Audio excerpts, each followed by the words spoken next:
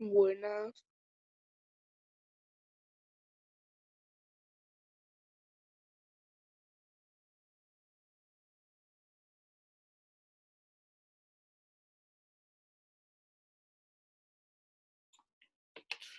Hola chiquillos, ¿cómo están? Buenos días. Buenos días. ¿Cómo están? Bien.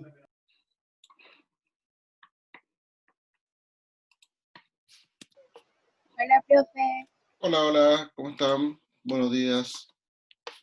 Bien, ¿y usted? Bien, aquí con un poquito de sueño, pero Hola, profesor. se pasa el rato. Hola, Mateo.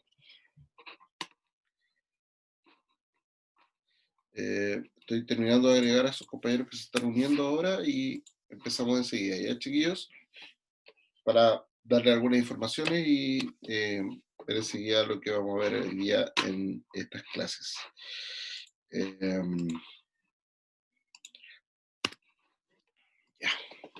Chiquillos, bueno, antes que todo, muy buenos días. Espero que se encuentren muy bien todos ustedes y sus familias. Les cuento algunas cosas. El día miércoles, o el martes de la noche para el miércoles, subí la evaluación correspondiente a la unidad 3. Eso ya está arriba. Va a estar disponible desde el día miércoles 5 que pasó hasta el día 19 de agosto, o es decir, unas 2 semanas más. Por lo tanto, ahí pueden ya ustedes ir revisando la evaluación. Mi recomendación es que ustedes entren a la evaluación, la vean, la lean, la revisen y luego vean su apunte, vean la guía, el material que hay, el material de las presentaciones que hemos revisado en clase, y los videos y todo lo que hemos revisado en clase, y luego respondan la evaluación, ¿ya? ¿Para qué? Para que a ustedes les vaya bien. A mí me interesa que les vaya bien. Si esto resulta que es como al revés, o sea, de que hayan revisado la evaluación antes de hacerla, la verdad es que para mí si eso les va a servir para que ustedes después repasen y, y les vaya bien, por mí no hay ningún problema, ¿ya? El fin de semana voy a terminar la revisión. Lo que pasa es que la revisión de la evaluación anterior no es lenta. El problema es que estoy pasando los resultados a una planilla Excel y eso me ha resultado un poquito lento, ¿ya? Y también que tengo pendiente es subir las clases a Classroom. ¿Ya? Las clases de la unidad 3 las voy a subir a Classroom este fin de semana, sin falta, para que ya tengan todos ustedes su material ahí arriba para que puedan revisarlo para poder hacer de buena forma su evaluación, ¿ya? Eh, Eso, la información de los resultados de la prueba se les va a enviar al correo que ustedes ingresan al momento de hacer la evaluación, y de manera individual y de manera general se van a subir los porcentajes de logro y el nivel de logro al que corresponde, se va a subir a Classroom como se hizo con la evaluación 1. ¿Ya? ¿Alguna duda, alguna consulta sobre este tema de las evaluaciones?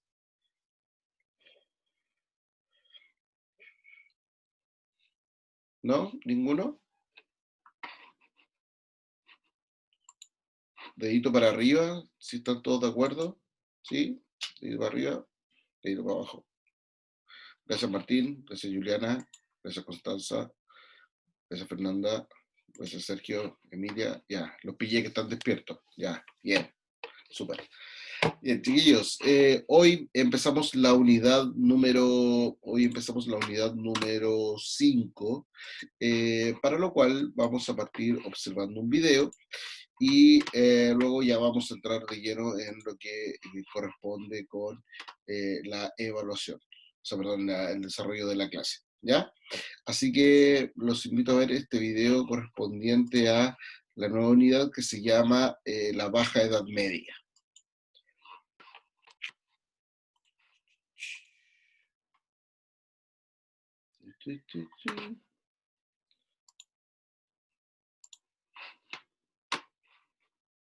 Edad Media es el periodo histórico de la civilización occidental comprendido entre el siglo V y el siglo XV. Se suele situar su inicio en el año 476 con la caída del Imperio Romano de Occidente y su fin en el año 1492 con el descubrimiento de América. Aunque también se sitúa en 1453 con la caída de Constantinopla, fecha que tiene la singularidad de coincidir con la invención de la imprenta por parte de Gutenberg y también con el fin de la Guerra de los 100 años, una guerra que en realidad duró 116 años entre los reinos de Francia e Inglaterra. Esta guerra fue de raíz feudal, pues su propósito era resolver quién controlaría las enormes posesiones acumuladas por los reyes ingleses desde 1154 en territorios franceses, debido al ascenso al trono inglés de Enrique II Plantagenet. Tuvo implicaciones internacionales y finalmente, después de numerosos avatares, se saldó con la retirada inglesa de tierras francesas.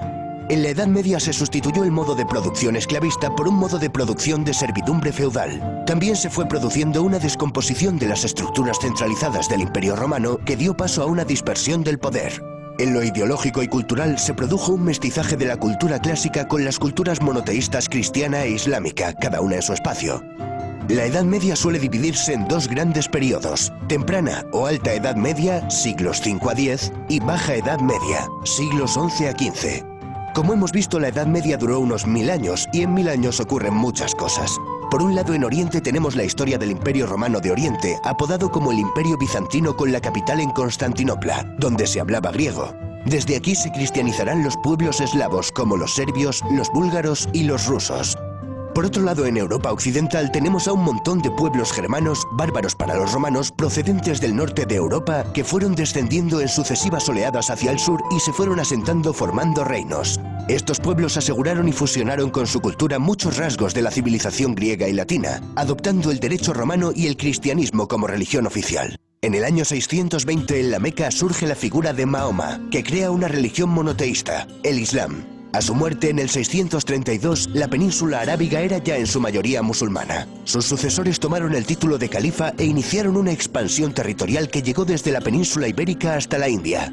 La presencia de los musulmanes como una civilización rival alternativa asentada en la mitad sur de la cuenca del Mediterráneo, cuyo tráfico marítimo pasan a controlar, obligó al cierre en sí misma de la Europa occidental durante varios siglos. Para algunos historiadores, este hecho significó el verdadero comienzo de la Edad Media.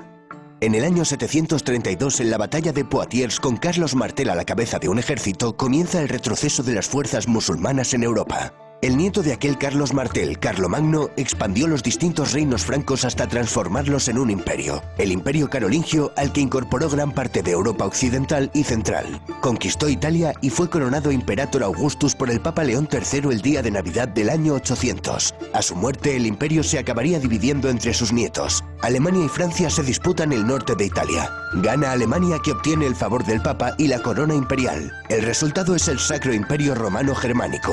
En el año 962, el rey alemán Otón I, llamado el Grande, es coronado emperador. Tras la desintegración del Imperio Carolingio y el fracaso del proyecto político centralizador de Carlomagno, la debilidad de los reyes se hizo evidente. Sus sucesores se vieron obligados a ceder gran parte de su autoridad a los condes y marqueses para obtener su apoyo. Para asegurarse la lealtad de estos nobles, los monarcas les entregaron tierras, los feudos. Por otro lado, las invasiones de vikingos, sarracenos y húngaros aumentaron la inseguridad general, lo que obligó a los reyes a encomendar a los nobles la defensa de sus territorios. Nace la figura del caballero. El feudalismo alcanzó su madurez en el siglo XI y tuvo su máximo apogeo en los siglos XII y XIII. Su cuna fue la región comprendida entre los ríos Rin y Loira, dominada por el Ducado de Normandía. Por feudalismo entendemos al sistema basado en una serie de lazos y obligaciones que respaldan compromisos generalmente militares entre un hombre libre, el vasallo, y otro hombre libre en situación superior. You can manage your team's work easily with Monday.com. Just go to Monday.com and start tracking any project or workflow in minutes. El señor. El vasallo juraba fidelidad a su señor y se comprometía a cumplir determinadas servidumbres, principalmente de auxilio militar y consejo político, auxilium et consilium, recibiendo como contraprestación un beneficio, habitualmente el control y jurisdicción sobre la tierra y la población de su feudo o señorío. A esto se conoce como vasallaje. El vasallaje se confirmaba a través de dos ceremonias, el homenaje y la investidura. La posibilidad de que un vasallo tomara bajo su protección a su vez a otros hombres que pasaban a ser sus vasallos estableció una red piramidal de relaciones vasalláticas. Al final del vídeo veremos cómo era la típica pirámide de una sociedad feudal. Acabamos de ver cómo se pasó de un Estado romano basado en el poder central y un vasto territorio a un Estado basado en vínculos personales fragmentado en los distintos feudos. En ellos, el señor acapara las funciones propias del Estado, como por ejemplo legislar, imponer impuestos y administrar justicia. La tierra adquiere una enorme importancia económica al disminuir el comercio y la circulación monetaria. Por eso, la agricultura es la base de la economía feudal, una economía de autoconsumo. La vida rural predomina frente a la urbana. Un feudo característico se componía de una aldea rodeada de terrenos para cultivar, protegida por un castillo regentado por un señor. A este castillo también se le denominaba burgo. Por extensión, se aplicó el nombre de burgo a las poblaciones que se desarrollan en torno a estas construcciones. Así surgieron las grandes ciudades medievales. A los habitantes de estas nacientes ciudades se les llamaban burgueses, naciendo el término burgués. A estos centros acudían los campesinos a vender sus excedentes, cereales, frutas, carne, a la vez que compraban artículos de uso cotidiano elaborados por los artesanos, herramientas, cerámica, ropa. Se fueron creando nuevos barrios de artesanos y mercaderes que se agrupaban en gremios. Fue en estas ciudades donde nació el estilo gótico, una evolución del románico. Estas ciudades vieron el levantamiento de prodigiosas catedrales. Chartres, París, Colonia, León o Burgos se cuentan entre las obras arquitectónicas más extraordinarias que ha construido el hombre. También las ciudades vieron el nacer de las universidades, como las de Bolonia, Oxford, Cambridge, Salamanca o París. En ellas se aprendían las 7 artes liberales compuestas por el trivium, gramática, lógica y retórica, y el quadrivium, geometría, astronomía, aritmética y música. También podían cursarse estudios especializados como Derecho, Medicina, Teología y Filosofía. La filosofía dominante era la de Aristóteles, cuyos textos habían llegado a Europa a través de los centros de enseñanza árabes. La filosofía medieval, la escolástica, se proponía fundamentalmente sistematizar la concepción cristiana del mundo en términos aristotélicos. El representante más célebre de esta corriente fue Santo Tomás de Aquino. Catedrales majestuosas, universidades... Vaya, parece que la Edad Media no es esa época oscura que siempre nos han querido vender. Y todavía no hemos mencionado los monasterios. Los monasterios también fueron islas de civilización. De ellos no solo emanaba espiritualidad, cultura y cristianismo, también fueron los que introdujeron la roturación de los bosques, beneficiosos inventos como la buena cerveza o maravillosos remedios naturales. Pero los monasterios fueron fundamentalmente grandes escritorios donde se salvaron, copiaron y conservaron los manuscritos que hemos heredado de la antigüedad. Estas islas de civilización no eran lo común dentro de la sociedad medieval. La mayoría de la población era analfabeta. Aquí los juglares y trovadores jugaron un papel muy importante. Eran músicos y poetas que divulgaron oralmente las hazañas épicas de héroes. La Edad Media es la época de los grandes caballeros y los grandes cantares de gesta como el cantar de Mio Cid, la canción de Roldán, Beowulf o el cantar de los Nibelungos.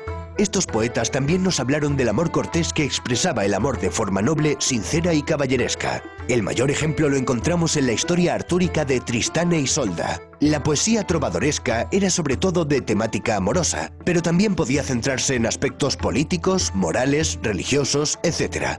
Otro de los temas podía ser el de las cruzadas, una serie de campañas militares con el objetivo de restablecer el control cristiano sobre Tierra Santa, el territorio geográfico que comprende todos los sitios en los cuales se desarrollaron escenas bíblicas.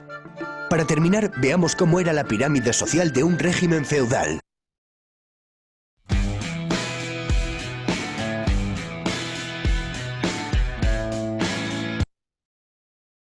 En lo alto de la cúspide se encontraban el emperador o los reyes. Para el siguiente escalón vamos a establecer 2 columnas diferenciadas, pues la Iglesia constituía una jerarquía paralela a la nobleza. Dentro de la alta nobleza tenemos a duques, marqueses y condes cuyos títulos derivan de gobernadores del Imperio Carolingio. Un escalafón más bajo tenemos a varones, caballeros, etc. En la rama del clero también distinguimos entre alto clero, que procedía de la alta nobleza y las familias reales, y el bajo clero, que procedía de familias acomodadas de campesinos y artesanos. En la base de la pirámide tendríamos al 90% de la población, el campesinado. Los campesinos con menos derechos, como el de no poder abandonar el feudo, eran los siervos. La diferencia principal entre un siervo y un esclavo consistía en que, en general, un siervo no podía ser vendido por separado de la tierra que trabajaba, y en que jurídicamente era un hombre libre. Era una sociedad profundamente estática, ya que cada individuo permanecía en la clase social en la que había nacido. Las injusticias que comportaba esta jerarquía eran compensadas por la religión. Toda situación de desventaja en este mundo se compensaba con una situación de ventaja en el siguiente.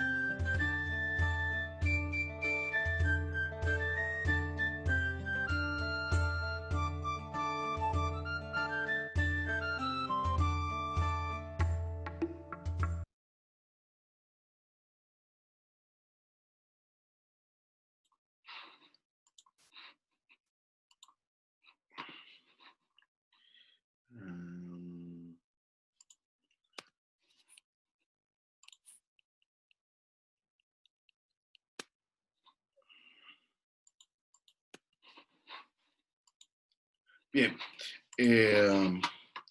Bueno, ¿qué les pareció el video? Impresionante. ¿Ah? Para mí impresionante. Impresionante. Bueno, como pueden ver, es harto, pero sí es porque mezcla un montón de elementos que nosotros ya hemos revisado, como es el feudalismo, como es las cruzadas, como es este tema de las invasiones de los pueblos germánicos, finalmente el inicio también de la Edad Media, que nosotros ya lo hemos revisado. Pero me gusta este video porque hace la relación con los elementos nuevos, con los elementos que cambian, ¿ya? Y eso es lo que me interesa que nosotros vayamos revisando, ¿ya? Y que me interesa obviamente que partamos revisando en esta clase. La Baja Edad Media va a significar una serie de transformaciones que se van a comenzar a dar en Europa en el contexto medieval, ¿ya? Ojo, esto sigue siendo Edad Media, ¿ya? Sigue siendo la Edad Media, así como era la Edad Media durante las cruzadas y durante el feudalismo y durante el Imperio Carolingio y todo eso, también era cruzada. Por lo tanto, no es que estamos hablando de una etapa nueva, ¿no? Se llama la Baja Edad Media porque es una segunda etapa dentro de la misma Edad Media, ¿ya? La base de la Edad Media es la ciudad, es el resurgimiento de la ciudad, ¿ya? Si nosotros necesitamos entender cuáles son las transformaciones, por qué se dan estas transformaciones en la Baja Edad Media, tenemos que tener claro que se deben a este resurgimiento de la ciudad. ¿En qué momento la ciudad dejó de ser un punto importante? La ciudad dejó de ser importante sobre todo con la caída del Imperio Romano. Ahí la ciudad dejó de ser importante y obviamente tomó mayor importancia las actividades relacionadas con el campo, ¿ya? Y todo eso fue llevando a cambios, a transformaciones, a visiones distintas eh, relacionadas obviamente eh,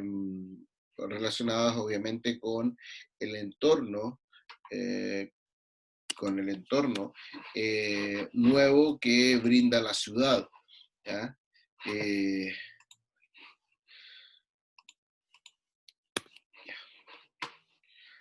Se cierra la asistencia por hoy. Con el entorno que brinda la ciudad. Aquí tenemos una ciudad italiana de Morella, debería ser en italiano. Como pueden ver, la ciudad o la aldea está emplazada, está puesta en torno a una situación central eh, y que es el castillo, ¿ya? Donde vive el señor, ¿ya? Este señor que ha tenido gran importancia en los primeros años de la Edad Media, que tomó más importancia aún todavía durante el Imperio Carolingio y después del Imperio Carolingio, pero también estos señores que con las cruzadas se fueron a pelear a Medio Oriente, se fueron a pelear a las Tierras Santas, y de esa forma también comenzaron a perder poder, ¿ya?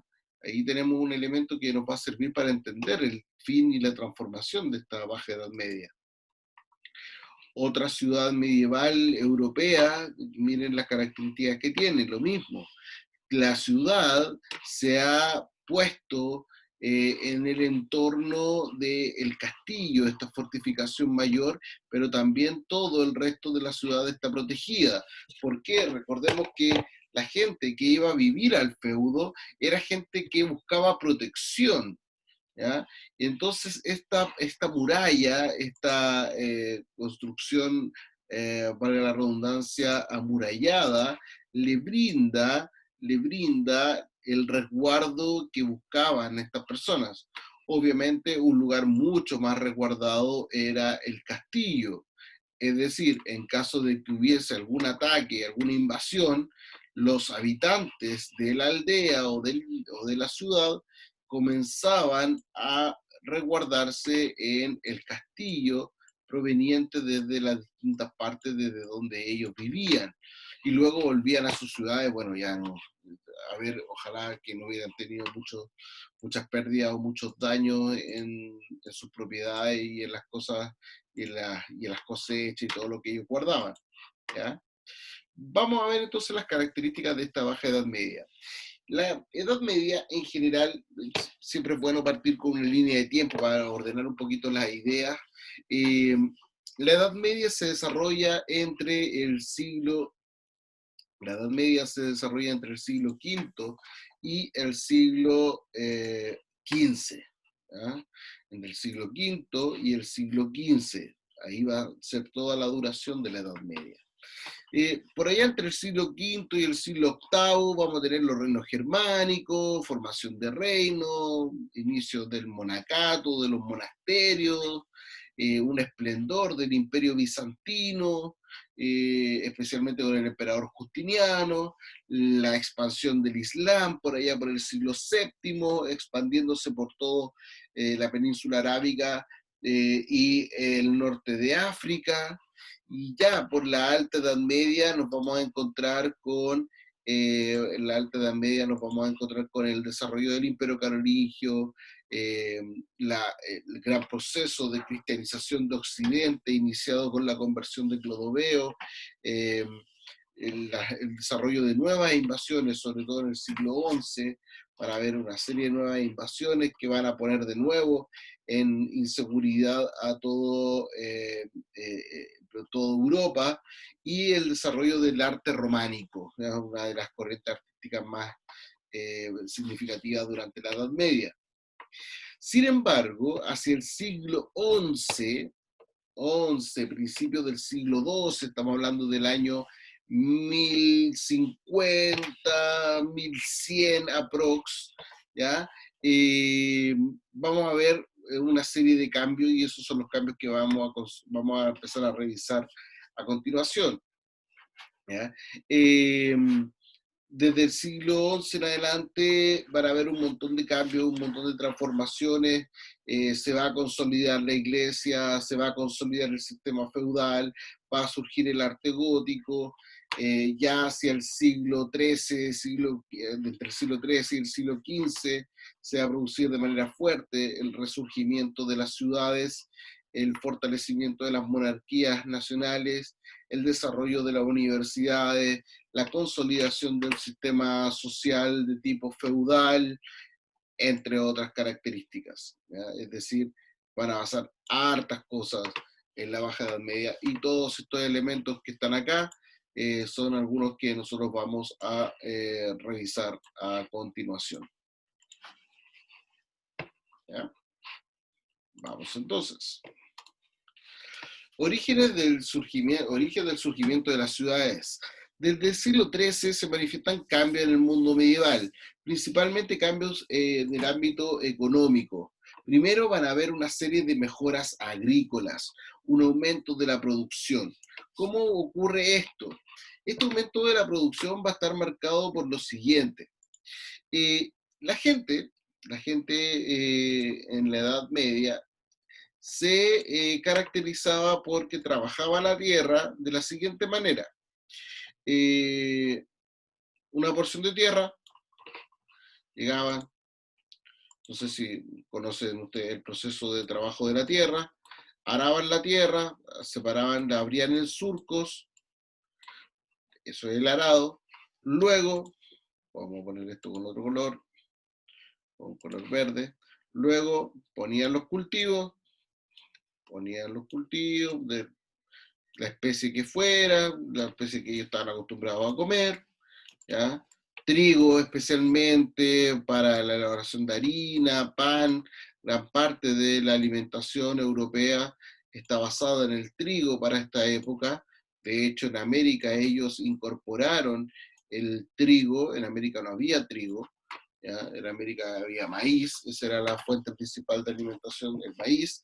Se sembraba entonces y luego cosechaban, ¿ya? ¿Cuál era el problema? Que como se hacían este tipo de actividades, o se hacía este tipo de actividades, la producción iba desgastando el suelo. Por lo tanto, nos encontramos, por ejemplo, con, voy a hacerlo esto con color amarillo, por ejemplo, el trigo. Finalmente, el trigo, si ustedes lo conocen, es una especie de gavilla, ¿ya? Como una especie de pluma, y en la punta de las ramitas tiene semillas. Esos son los granos de trigo los que sirven. Pero resulta que como se iba desgastando el suelo, la gavilla de trigo tenía muy pocos granitos. Es decir, en la medida en que más se desgastaba el suelo, menos producción agrícola había.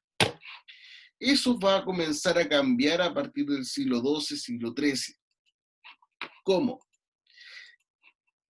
Se les ocurre a estos agricultores europeos dividir la tierra en tres partes. Dividir la tierra en tres partes. A esta técnica de cultivo se le llama la técnica del barbecho.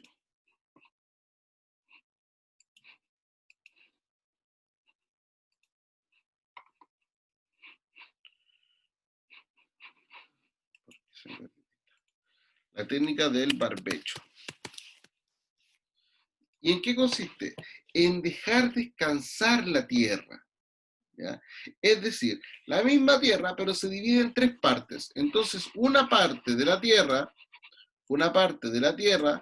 va a ser ocupada para cultivar, se va a abrir y se va a sembrar y todo.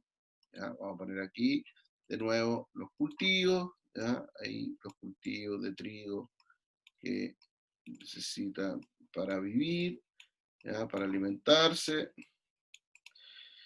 Otra porción de tierra no se le va a hacer nada. Va a quedar ahí absolutamente sin hacer nada, con los restos de la cosecha anterior, con restos de piedra, va a estar ahí un potrero sin hacer nada. Y una última tierra que va a estar lista para ser cosechada, ya con sus cultivos grandes, con todo listo para ser cosechada. ¿Cómo finalmente funciona esto? La tierra que se deja en descanso se llama el terreno de barbecho, ¿ya? Esa es la tierra que está en descanso. Este es el barbecho, la tierra que está descansando, esta que está acá. Esta es la tierra que está en barbecho. De esa forma, entonces, la tierra, el suelo, va a ir recuperando los nutrientes que pierde cada vez que se trabaja la tierra. ¿Ya? De esa forma, entonces, cuando se cultivan, se hacen nuevas cosechas, nuevas siembras, la producción agrícola va a ir mejorando. Casi por arte de magia, pero va a mejorar el rendimiento agrícola. Y por lo tanto, vamos a encontrar que esta gavilla de trigo, que estaba bastante pelada, bastante pobre, con desgranos, resulta que ahora vamos a encontrar que tiene un montón de granos.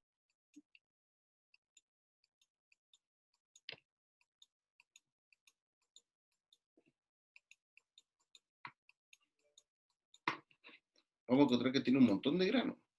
Por lo tanto, con menos espacio para ir cultivando, se va a cultivar más.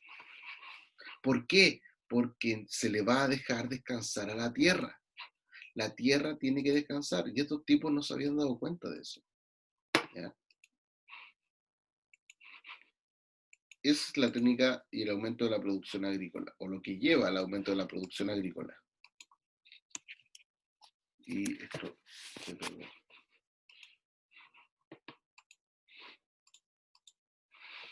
¿qué es esto acá?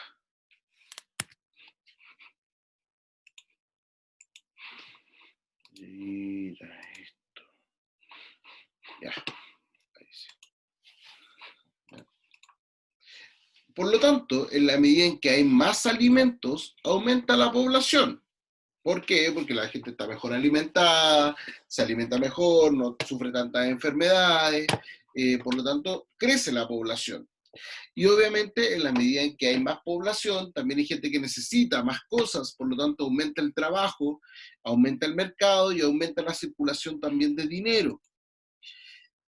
Se empieza a producir un eclipse de la sociedad feudal. ¿Por qué? Porque aparece este nuevo grupo social que es la burguesía, que vive en el burgo, vive en la ciudad y se dedica al comercio. Recuerden que durante el feudalismo, dentro de los feudos no había comercio. Ahora va a haber comercio, va a haber intercambio con otros puntos lejanos, y va a haber intercambio de productos y de eso se van a hacer cargo los burgueses. Por lo tanto, eso va a ir abriendo este espacio y obviamente uno de los elementos que hacía que este espacio fuera importante y fuera significativo y fuera relevante para todas las estructuras sociales era lo cerrado que era. Ahora ya no va a ser cerrado, sino que va a ser bastante abierto. ¿Ya? Y obviamente también había que invertir en seguridad para las rutas comerciales, y en eso también influyeron los burgueses, que tomaban parte del dinero que ellos gastaban y que generaban con el comercio para invertir en seguridad en las rutas. Con las cruzadas, especialmente en este contacto entre Oriente y Occidente, va a aumentar también el comercio, y no solamente el comercio, bueno, estamos hablando del ámbito económico, después lo vamos a llevar al ámbito cultural, donde también vamos a recibir influencias culturales de parte de Oriente, producto de las cruzadas. ¿Ya? Es decir, cuando nosotros hablamos del origen del resurgimiento de las ciudades, tiene que ver con que cada vez se van complejizando más las actividades que se desarrollaban en las ciudades. Ya no es solamente la aldea donde vivían los campesinos que trabajaban la tierra en el feudo. Ahora la ciudad se va a convertir en un lugar de encuentro, un lugar de intercambio económico, donde van a llegar productos de distintas partes a un mercado, y en ese mercado se va a producir un intercambio, pero también en ese mercado, dentro de esa ciudad, también se va a producir. ¿Qué es lo que se va a producir? Los artesanos van a producir ropa, zapatos, herramientas, que se van a necesitar por parte de la población, que ha ido aumentando producto del aumento de la producción agrícola. En esta revolución agrícola, se le llama la revolución agrícola, las transformaciones agrícolas del siglo XI, siglo XII, que van a tener su repercusión en el crecimiento de las ciudades, y que obviamente, en la medida en que hay más personas, ya no saco nada haciendo una camisa al día o una camisa a la semana, porque igual el proceso de producción era lento. Necesito hacer dos para poder, porque hay más gente, hay más demanda, hay más necesidad de estos productos. Lo mismo ocurre con los zapatos, las botas, las herramientas agrícolas. Es decir, van a haber una serie de transformaciones que el inicio mismo de estas transformaciones tienen que ver con estas mejoras agrícolas. Sin las mejoras agrícolas del siglo XII, es imposible entender el desarrollo de las ciudades. ¿Por qué? Porque no habrían tenido para qué crecer las ciudades si no tienen que vender. No tienen personas, porque las personas, si tenían mala alimentación, si tenían malas cosechas, por esto que les mostraba del grano de trigo, que era muy, muy pequeño, no había nada que hacer. Si la población no crecía, no había más demanda de productos, tampoco no había para qué buscar hacer un intercambio con otra localidad, si con suerte alcanzaba para los que vivíamos acá. Generalmente el intercambio, o no generalmente, siempre el intercambio de productos tiene que ver con que yo lo que intercambio no es lo que tengo justo, sino que yo intercambio lo que me sobra, un excedente, un exceso de producción. Ese es el que yo intercambio y lo cambio por otra cosa. Si no produzco de más, y al contrario, estoy produciendo lo justo para vivir, ¿qué voy a estar yendo a cambiar si no tengo nada que cambiar? ¿Ya? Por lo tanto, la base de las transformaciones que se llevan a cabo en la Baja Edad Media tienen que ver directamente con el aumento de la producción agrícola aplicando la técnica del barbecho, es decir, dejando descansar una porción de tierra y haciendo un sistema de cultivo nuevo y distinto a lo que se decía anteriormente, dejando descansar y dejando respirar, dejando recuperar los nutrientes al suelo para de esa forma mejorar la producción en las siguientes cosechas y las siguientes siembras. ¿Ya? Chiquillos, continuamos en un ratito más. ¿Alguna duda, alguna consulta? ¿O está claro esto? ¿Alguna duda, alguna consulta? Más o menos claro. Está más o menos claro. Bueno, de todos modos voy a tomar algunos elementos al volver después de la pausa, ¿ya? Así que si les surge alguna duda u otra, me la hacen saber cuando volvamos. Ya, chiquillos, nos vemos en un ratito. Cuídense. Chao, chao. Chao. Chao, chao.